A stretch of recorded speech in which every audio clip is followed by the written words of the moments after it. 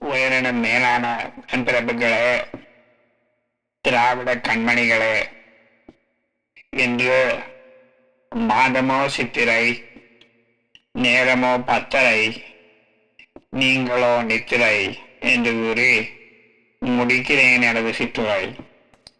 வாழ்க தமிழகம். அடுத்ததாக எனது தம்பி எம்ஜிஆர் அவர்களை உரையாற்ற அழைக்கிறேன்.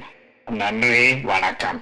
பெரியோர்களே, தானாகவே எனது ரத்தத்தின் ரத்தமான உடன்பிறப்புகளே, அனைவருக்கும் எனது நன்றியை நான் தெரிவித்துக் கொள்கிறேன். அண்ணா என்ன கூறினார் என்று மக்களுக்காக ஆட்சி நடத்தப்படுகிறதோ அதுதான் மக்கள் ஆட்சி என்று கூறினார் என்று கூறி விடைபெறுகிறேன். நன்றி, வணக்கம். அண்ணா நாமம் வாழ்க.